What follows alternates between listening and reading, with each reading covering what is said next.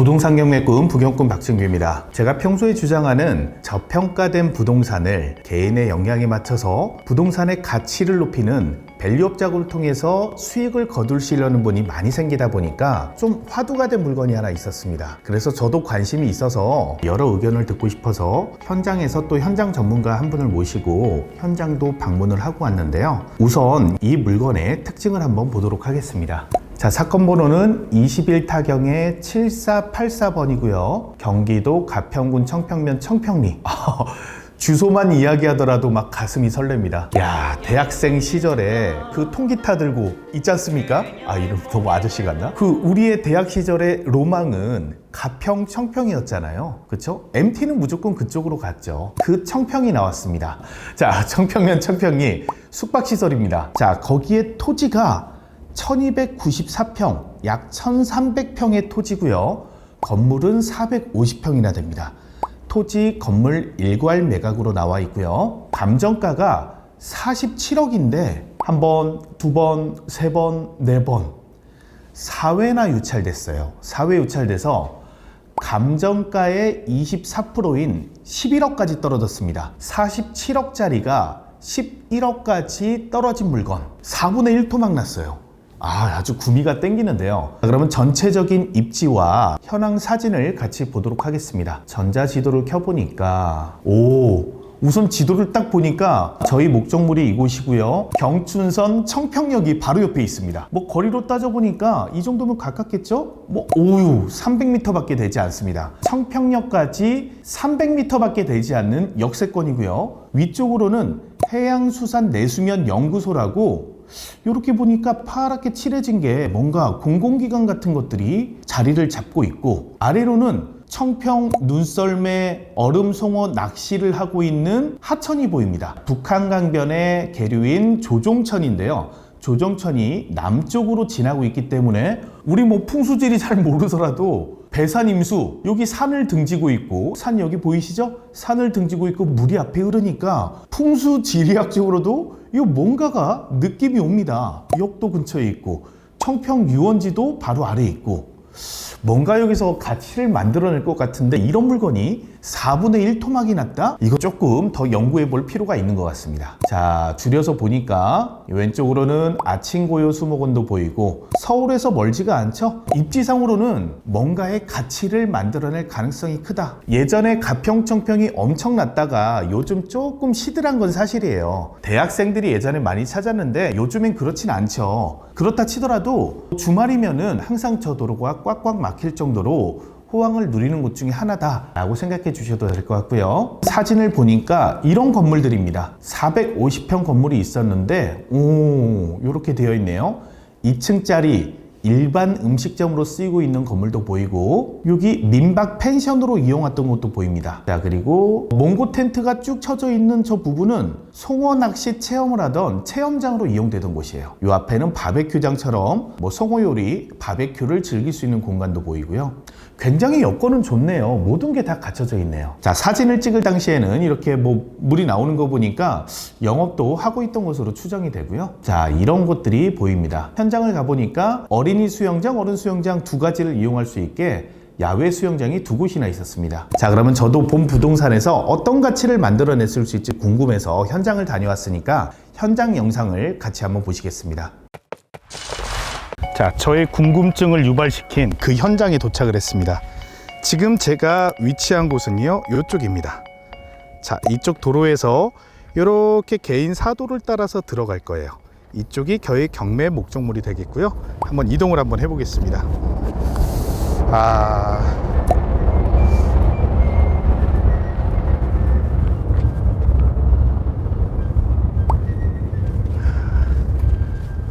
철도가 한 20분, 25분 단위로 지나간대요. 상행선이 그렇고 하행선이 그러니까 대략 한 10분 단위로는 철도가 지나다닐 것 같습니다.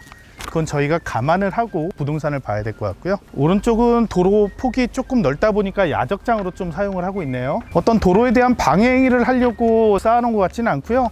정리정돈을 잘 해서 한쪽에 야적을 해놓은 상태입니다.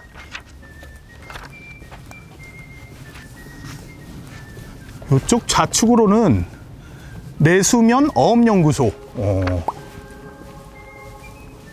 이렇게 위치를 하고 있고요. 밤이 조금 더 고급졌으면 좋겠는데, 제가 초등학교 때 그림을 좀 그렸었는데, 제가 이거 지금 제 땅, 저희 목적물이 아니죠. 이 벽이 저희 게 아니네요. 저희 게 아니니까 그냥 투덜거리면서 걸어가겠습니다. 여기서부터 부동산 목적물이 되겠습니다. 이쪽으로 이렇게 보이고요. 과거에는 펜션으로도 활용을 했었고 송어잡이 체험장으로도 활용을 한 그런 곳으로 보여지고요. 일반 음식점, 숙박시설, 그 다음에 민박까지 세 가지가 혼재되어 있는 시설이라고 보시면 됩니다. 자, 영업은 종료했기 때문에 현재 다 비어 있는 것으로 보여지고요. 여기는 셀프 바베큐장이었네요. 수영장도 좀 보입니다.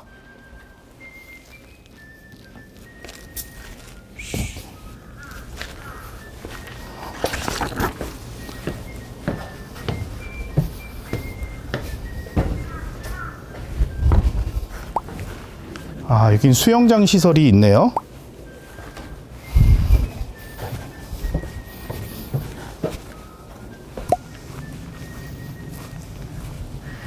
이쪽도 수영장 시설이 하나 보이고요.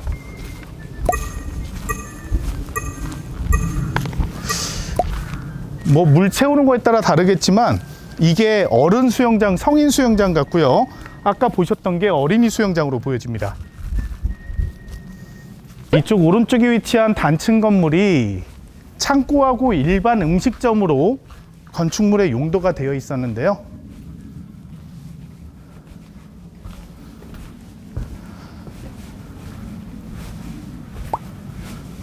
자, 영업은 종료한 것으로 보여지고 이런 것들이 있네요. 자, 송어낚시 횟집으로 활용을 했었고 무료 체험장이다. 그래서 여기에서 물을 채워놓고 여기에서 송어낚시를 했던 것 같아요. 송어낚시를 하고 집에 가져가면 되고 다시 반출하는 송어낚시터. 가족형으로 한 것 같습니다. 챔질은 상하로만 움직여주세요. 옆으로 하면 홀치기는 고기에 상처가 납니다. 요렇게만.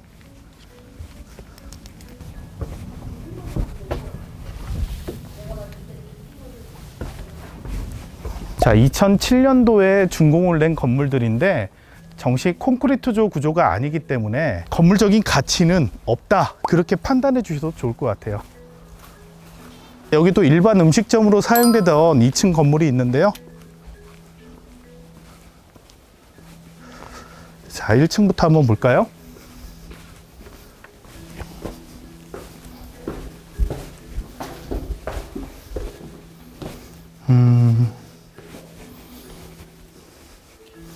영업을 했던 흔적이 있고요. 자, 메뉴판 보니까 뭐 송어 에서트, 송어구이, 송어 위주로, 메기하고 송어, 민물고기 위주로 되어 있네요. 이런 음식점을 운영을 하는 곳입니다. 영업이 쉽지 않으셨겠죠.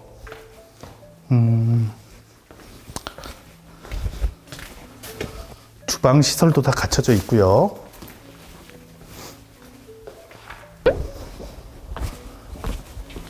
자, 1층을 나왔는데 아직까지 뭐 이 부동산에 와서 특별한 장점을 찾지 못했는데 저희가 위성지도상으로 봤을 때는 이쪽에 호수가 위치하고 있기 때문에 저희 층에선 지금 호수가 보이지 않아요. 그래서 2층으로 한번 올라가 보겠습니다.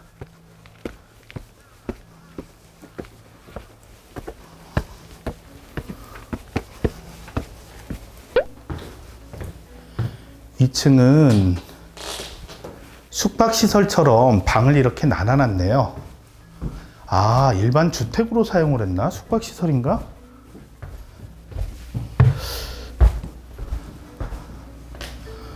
단체 손님 음식 왔을 때 단체 손님 영업도 했던 것 같고요.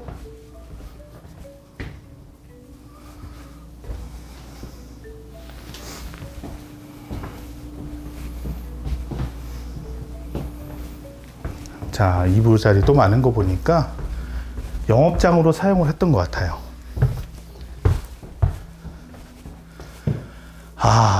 이쪽이네요. 와, 제가 보고 싶었던 뷰가 드디어 보이고 있습니다. 자, 연구 시설이기 때문에 호수를 좀 감춰놨다 느낌이 들었는데 2층에 올라오니까 이 조망까지 뭐 보호를 할 수는 없을 거 아니에요? 저희가 이 조망을 그대로 가지게 되네요. 또 2층에 올라와서 보니까 굉장히 나만의 호수인 것 같아요.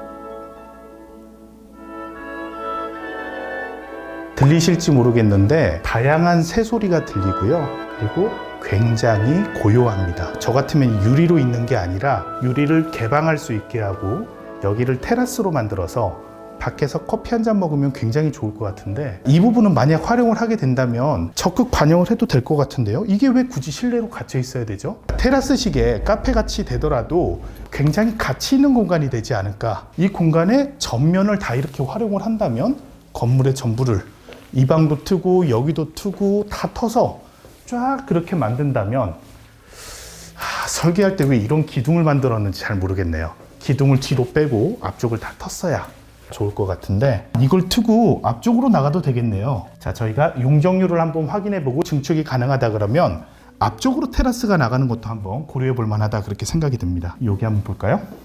건물처럼 보이는 두 가지가 보이는데 두 개가 지붕이 다 없죠? 자, 아마도 제가 보기에는 저게 불법 증축시설일 거예요. 그래서 항공사진에 노출이 됐기 때문에 이행강제금 부과 명령을 받으니까 지붕만 제거해서 건물로 안 보이게 만든 그런 형태라고 보여지기 때문에, 낙찰을 받고 영업신고를 하게 되면은 이런 부분들이 원상복구가 돼야지만 영업신고가 나오겠죠?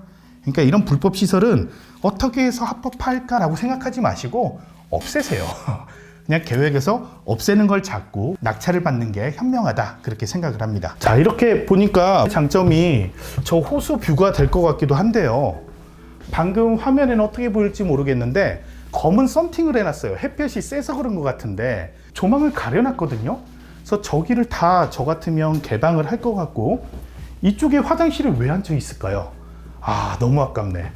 여기서 호수를 쳐다봐야 되는데 이런 걸 다 뒤로 보내고 여기를 전면 다 트는 게 맞을 것 같고, 여기까지 뷰가 좋았으니까 옥상이 어떻게 되는지 궁금합니다. 옥상도 한번 올라가 볼게요. 이쪽이 옥상이 올라가는 곳으로 보여지고요.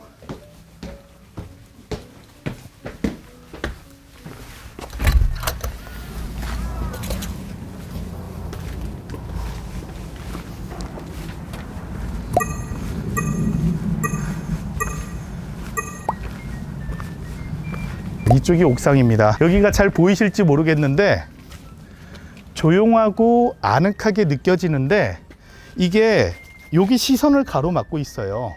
그리고 나무가 울창하게, 아까 2층에서 볼 때는 나무가 기둥밖에 안 보였기 때문에 호수가 되게 잔잔하고 조용하게 느껴졌는데, 막상 옥상으로 올라오니까 이거 보이시나요? 이 소리 들리시나요?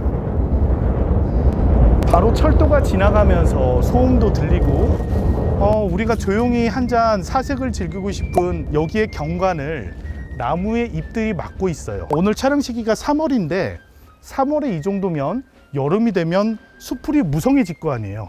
그러면 아예 뷰가 안 보일 것 같은 그런 생각도 듭니다. 하지만 호수가 앞에 있다는 느낌은 있기 때문에 만약에 저라면은 이 부분들을 다 제거하고 안전한 투명판으로 만들 것 같아요. 튼튼한 투명판으로 안정성은 보강을 하고, 아까 2층에 테라스가 나왔다시피 이쪽도 테라스가 나가는 방식으로 만들면 어떨까 라는 생각이 들기는 합니다. 이 부분은 조금 고민이 되네요. 과거에 이게 간판을 세웠던 지지대로 보이는데 간판도 철거가 된 것을 볼 수 있습니다. 영업이 종료해서인지 아니면은 불법 시설물이라 제거가 된 건지도 확인을 해봐야 될 필요성이 있네요. 이쪽에 간판이 이게 달려 있었나 보네요. 자, 보니까 정육점도 한번 했었나 보네. 돼지갈비라고 써있는 간판이 보입니다. 도착했네요.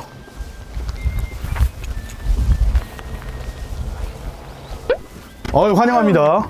뭐 이렇게 운전을 못해요? 자, 먼저 타세요. 어땠어요, 오는데? 거리는? 거의 화성에서 1시간 50분 걸리네요.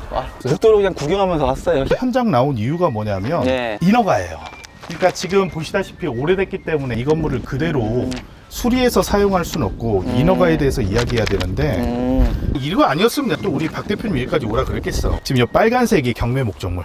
네. 이게 경매 목적물이고 네. 이 경매 목적물이 인허가를 내려면 당연히 도로가 있어야 되는데 도로가 붙은 게 요거예요.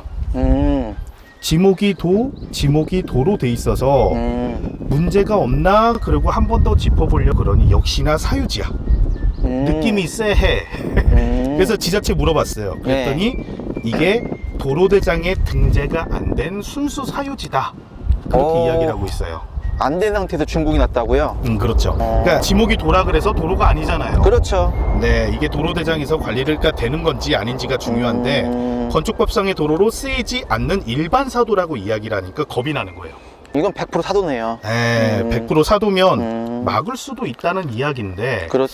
과연 이걸 막는다 쳤을 때 우리가 이거를 빠져나갈 방법이 있을까 첫 번째 궁금하고 첫 번째가 저는 출구 전략을 잡을 때 이 현황대로 쓰질 않을 거기 때문에 그렇죠. 그러면 철거를 해서 신축을 하거나 아니면 변경을 하거나 증축을 했을 때 인허가를 받으려면 꼭 도로 사용 승낙이 있어야 될 텐데 그렇죠. 이분들이 협조적일까가 우선 또 걱정되는 거고 그렇다 그러면 다른 도로로 접한 게 무엇이 있나 봤더니 이렇게 빠져나가는 현황 도로가 있어요.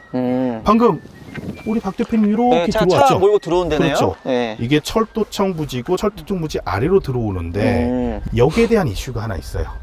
이쪽으로는 이걸 건축법상의 도로로 쓸 수 있느냐인데 네네. 이것도 이따 봐야 될 것 같고 그래서 전문가의 눈으로 한번 같이 한번 보자는 거예요. 이 문제가 좀 여러 가지 보이네. 우리가 밟고 있는 여기가 지금 농지라는 거예요. 여기가 공구리가 다 쳐있네 형님. 그러니까 이게 조금 다르네. 여기는 세면을 공구를 쳐놨고 이쪽은 아스팔트 쳐놨고 네, 여기 다 요 정도가 농지로 해서 네, 여기가 농지 원형지인데 공구리 다 쳐있네.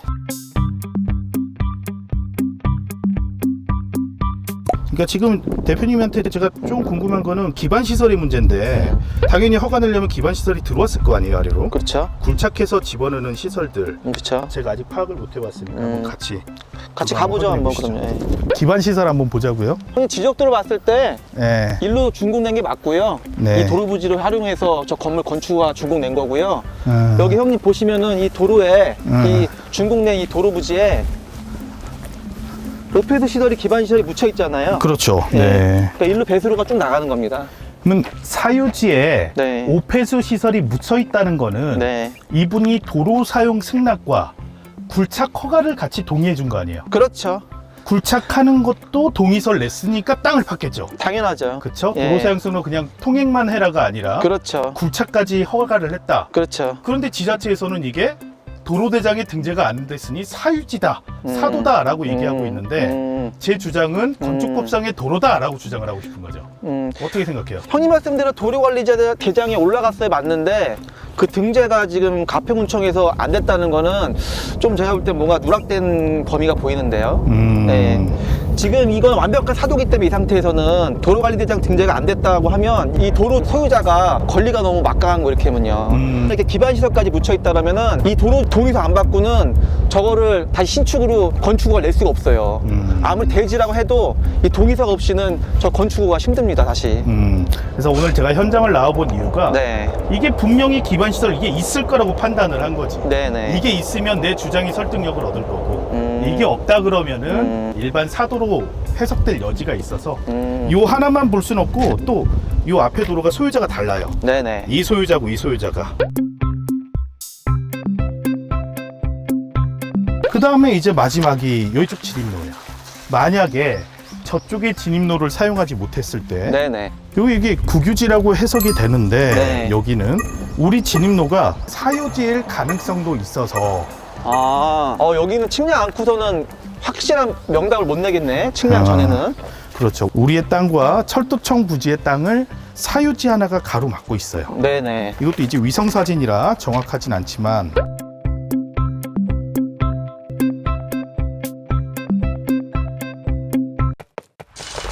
현장 영상을 보고 오셨는데요. 우선 본 부동산 목적물에 접근하기 위해서는 크게 3가지 정도 문제는 해결을 해야 되는 게 맞습니다. 자, 첫 번째는 농지증이죠. 부동산 목적물에 농지가 포함됐기 때문에 현장을 보니까 농지가 아닌 부분, 그 부분을 농지로 지자체에서 반려할 수가 있어요. 농지증 안 돼 라고 할 수 있기 때문에 여기에 대한 거를 농지 원상복구 계획서를 제출하면서 해결해야 되는 문제 하나. 두 번째는 살아있는 인허가가 있었죠. 증축에 대한 인허가가 아직 살아있습니다. 살아있는 인허가를 소유자가 직권 말소할 수 있는 방법에 대해서 또 검토를 하셔야 될 것 같고요. 세 번째는 도로입니다. 현장에서 보셨듯이 본 부동산에 접근할 수 있는 도로는 크게 2가지가 있었는데 그 도로가 사유지거나 철도청에서 가지고 있는 국유지였어요. 그래서 2개 부지를 활용해서 우리 부동산을 이용할 수 있는지 검토가 되어야 되고, 만약에 안 된다 그러면 되게 하는 방법은 무엇인지 파고들어야 되는 그런 문제가 있을 것 같습니다. 자, 여기까지만 해도 머리가 아픈데 본 부동산이 왜 이렇게 많이 떨어졌을까요? 우리가 여기서 처음에 짚어보지 않고 넘어간 부분이 있습니다. 이 부분이 어떻게 보면 가장 중요한 부분 중에 하나예요. 그건 바로 본 부동산의 어떤 업종이나 가치를 만들기 위해서는 본 부동산의 계급장을 알아야 된다는 그 사실입니다. 본 부동산의 계급장을 알기 위해서 토지이용계획 확인원에 들어와 보니까 도시지역의 자연녹지지역 이렇게 되어 있습니다. 자, 자연녹지지역이니까 건폐율 20%, 용적률 100% 정도가 기준이겠죠? 해당 지자체마다 조례가 다르니까 조례 들어가셔서 정확히 얼마나 적용받는지 확인을 하셔야 되고요. 저희가 1300평 대지기 때문에 건폐율 20%면 바닥 면적은 260평 정도밖에 못하는 겁니다. 자, 용적률은 100%니까 연면적은 1300평 정도의 건축물에 맞게 계획을 세우셨어야 맞다는 거죠. 가축사육 제한구역, 출구전략 중에 여기서 내가 소를 키우겠다, 돼지를 키우겠다, 안 된다는 거죠. 못하는 곳입니다. 배출시설 못하게 되어 있고요. 자연보전권역, 철도보호지구 뭐 다 좋은데요. 여기 아래 보니까 수질보전특별대책지역이라고 되어 있어요. 그것도 1권역이라고 되어 있습니다. 토지의 용도에 따른 지역지구는 굉장히 중요합니다. 수질보전특별대책지역, 어떤 의미일까요? 수질을 보전하기 위해서 만든 특별대책지역이래요. 오, 무서워요. 1권역이래요. 1이 세요? 2가 세요? 1등이 더 무섭지 않으신가요?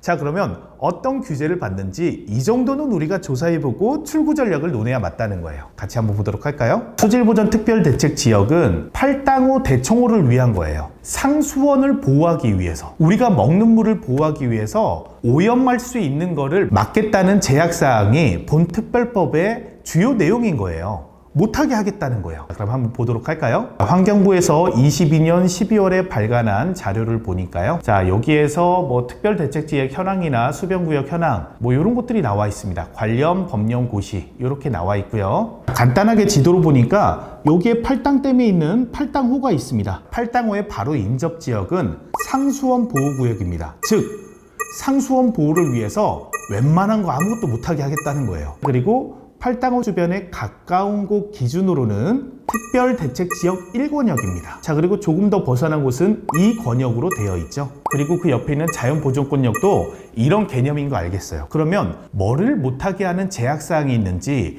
이 정도는 우리가 알아봐야 본 부동산의 가치를 알 수 있다는 겁니다. 내려볼까요? 행정구역별로 본다면 1권역과 2권역이 나뉘어지는데 저희는 가평군이었죠? 가평군 청평면의 청평리였습니다. 1권역으로 지정돼 있는 거죠. 같은 행정구역에 있다 치더라도 여기 리에 따라서, 행정구역에 따라서 1권역과 2권역이 나눠진다. 이렇게 생각하시면 되고요. 자, 4번 항에 오니까 팔당대청호 상수호 지원 행위 규제 내용이라고 있네요. 자, 우리는 1권역에 해당되니까 여기에 해당되는 제약사항을 보면 되는 거예요. 자, 공장은 폐수의 기준이 있고요. 그리고 숙박업은 연면적 400제곱미터 이상은 입지 불가래요. 400제곱미터니까 대략 한 120평 정도 되나요? 연면적 120평 정도의 숙박시설은 못한대요. 그러면 우리가 출구 전략으로 키즈 펜션으로 해가지고 내가 이거를 펜션을 여러 동 만들어서 숙박시설 해야지? 안 된다는 거예요. 드라이브인 모텔 해야지? 안 된다는 거예요. 다시 얘기하면 120평을 넘으면 안 된다는 거예요. 연면적이 120평 이하면 사업성이 많이 떨어지겠죠? 땅은 큰데 120평 연면적에 방을 몇 개밖에 못 만들잖아요. 그러니 사업성이 많이 떨어지게 되겠죠. 식품 적개업도 연면적 400제곱미터 이상이면 안 된대요. 그러고 보니까 시장 조사하면서 저희 토지 주변에 보니까 대형 시설들이 별로 없어요. 대형 숙박시설도 없고 대형 음식점도 없던 이유가 바로 이런 부분이겠죠. 조금 더 내려볼까요? 축산시설은 이렇게 하면 안 되고 양식 뭐 이렇게 다 있습니다. 누군가 출구 전략을 이렇게 얘기한 분도 있었어요. 요즘 스크린이 대세니까 여기다 스크린 골프장 하자, 골프 연습장 하자 라고 했는데 여기 뭐라고 돼 있죠? 골프 연습장도 입지 불가입니다. 골프 연습장도 못한대요. 인도어나 아니면 일반적인 골프 연습장도 입지 불가의 부동산이 되겠습니다.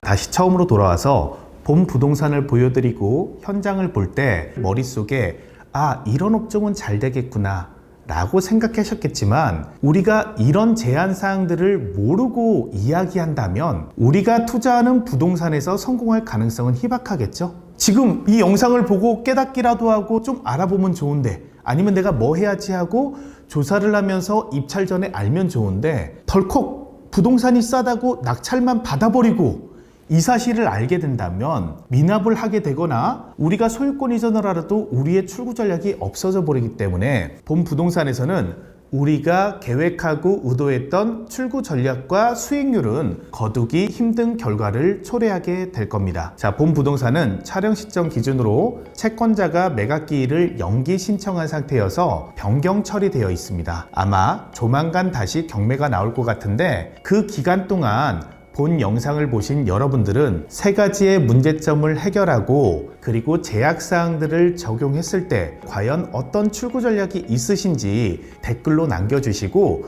의견 교환하는 시간이 됐으면 좋겠습니다. 저 또한 출구 전략이 두세 가지 정도는 가지고 있는데 제가 과연 이 출구 전략을 본 부동산에 적용시키는 게 맞는 건지 검증하고 시뮬레이션 돌려서 여러분들께 공개하는 시간을 갖도록 하겠습니다.